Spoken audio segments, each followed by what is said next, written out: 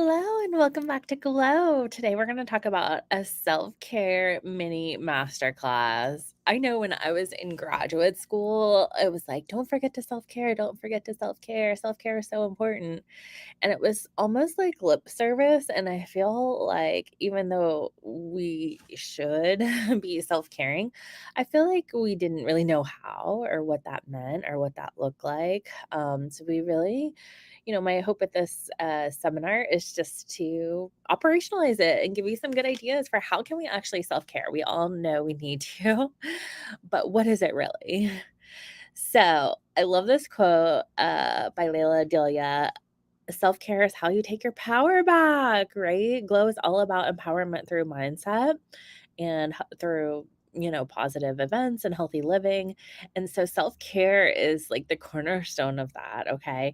And I really have switched out the term self-prioritization because I think a lot of times, especially as women, we're taking care of everybody else and we sort of self-neglect or self-abandon.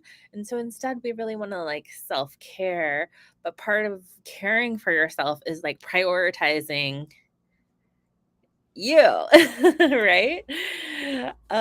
So a great way to do this is embracing mindfulness. So, we have the mindfulness category in Glow. Mindfulness has really helped so many of my clients have better mental health, enjoy the moment, be more present, activate their feminine flow, all of those sort of things. The biggest takeaway from mindfulness is to slow down and non judgment. One of my favorite Louise Hay takeaways, and if you don't know her, we're probably going to read one of her books in the book club. But two of the main takeaways from the book, You Can Heal Your Life, are don't scare yourself and don't judge yourself, right? Like zero tolerance for scaring yourself because that's what anxiety does or judging yourself. And so it could be like, oh, that was stupid, or I can't believe I did that. Like, those are all judgments, right?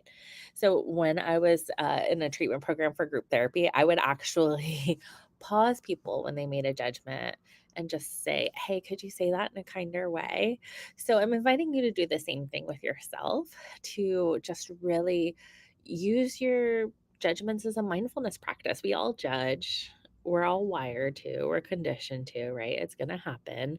We're not even aware of it most times. And so just bring that awareness. And that's a great start for embracing mindfulness. Because if you can get to non judgment, wow, life gets so much easier when you're not worried about what other people think or how am I doing or being hard on yourself or beating yourself up.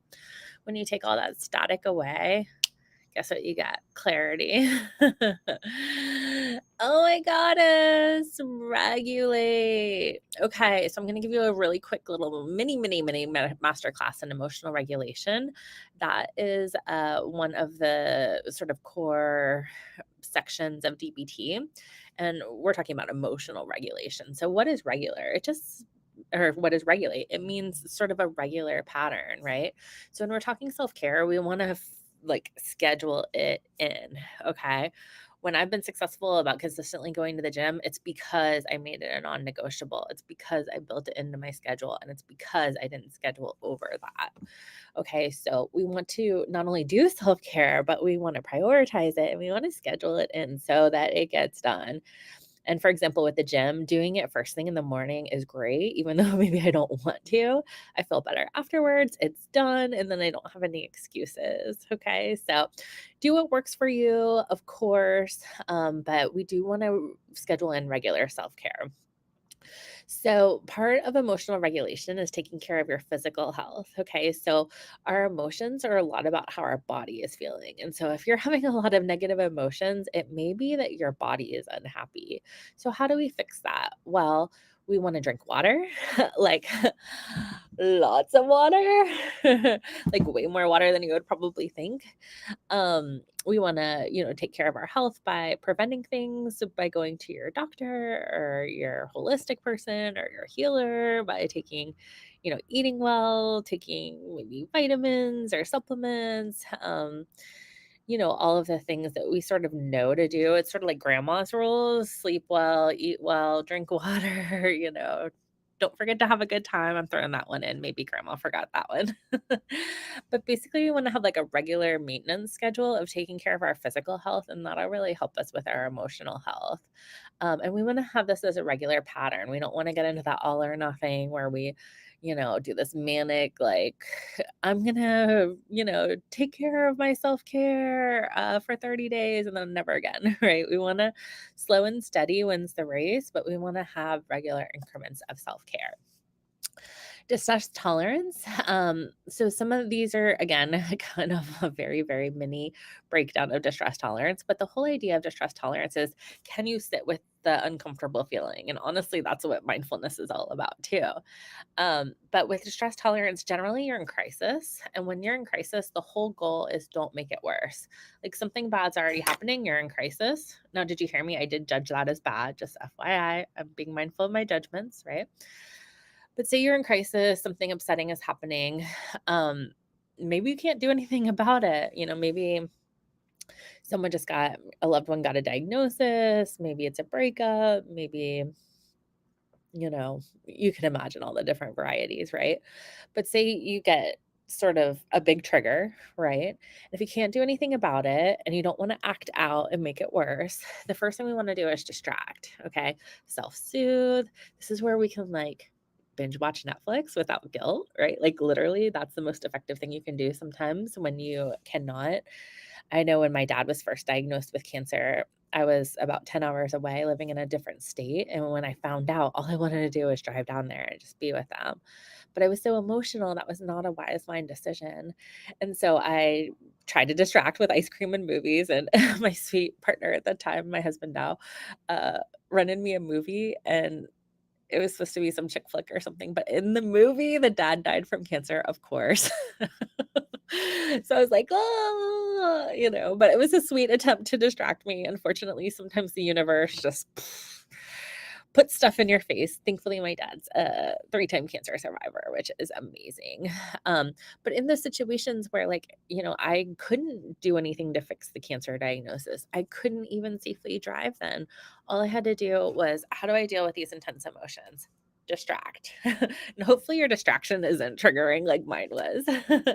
But we want to self-soothe, right? And self-soothing is about connecting with our senses and doing things that just make us feel better, right? So listening to music that feels good, maybe like putting lotion on, maybe taking a shower, um, maybe eating something delicious, maybe, whatever your favorite self-soothe things are.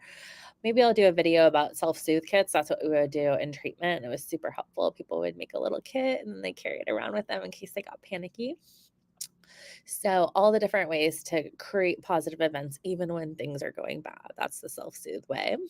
And then the big one, the one that sometimes people really do not like is radical acceptance. And it doesn't mean you like what's going on. Like in the example with my dad, of course I didn't like it, but I couldn't change it. And the longer I was fighting the reality of it, the longer I was in suffering. Okay, so the quicker we can move into acceptance, that really helps us, get through the grief.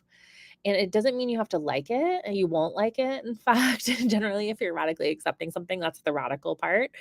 But it's like if you're going through hell, keep going. That's a Winston Churchill quote. And so radical acceptance really frees us up to accept the unacceptable. Because if it's our reality, we can fight reality. That's called willfulness, but it's just not very effective. So self-care. One of the big sort of, I think, obstacles to self-care sometimes is our relationship. Sometimes we're so busy taking care of other people. Sometimes it's the relationship itself that's the trigger. And so we can really use self-soothe in the context of relationships. Say you can't get a hold of your partner and you're worried that the worst has happened, right? You can do a check like, oh, you know, their phone cut out suddenly, probably their phone needs to be charged, and they'll call me back in 5 minutes when it's charged, right? So that could be like a check the facts, it could be a self-soothe, right? But often I find that relationship triggers trigger us the most, especially abandonment triggers, okay? And so I think the biggest skill here is what I call Q-tip, which is quit taking it personally. And if you can kind of get out of your ego and quit taking it personally, whatever the trigger is, say someone tells you no, someone doesn't show up for you, whatever it is, it's probably more about them than it is about you. And so the less we can take it personally, the more free we are.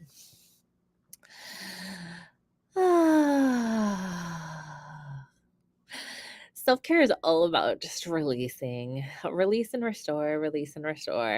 But often, so many of us struggle with letting go. Okay. And letting go, imagine like a balloon. If you let go of a balloon, what happens? It just floats off. Okay. The hard thing with letting go of emotional stress for the purpose of self care is that sometimes our mind goes back there. It's perseverating, it's obsessing, right? And so sometimes we have to make the continual decision over and over again. Nope, not going there. Nope, we said not to talk about that anymore, Just let go and let God. The affirmation I want you to work on with self care is it's safe to feel good. Okay. We all want to feel good. That's our deepest desires with any of the things, our goals. Ultimately, why we want that goal is that we think it will make us feel good. So, if we want it so bad, why is it so hard? Well, that's the whole upper limit thing. If you haven't read The Big Leap by Gay Hendricks, we'll read that in the book club too. But basically, we just hit a level where we feel unsafe to feel good. Like it's so good that we don't know what to do with it. And so we want to increase that. We talked about distress tolerance. We want to increase our pleasure tolerance. Okay. And just practice, trusting that we can handle feeling good, that it'll last, that we deserve it, and that it is indeed safe to feel good. So I want to remind you to go ahead and do some self-care today. And I really hope that you fill your day with positivity and positive events because feeling good is what it's all about. Bye.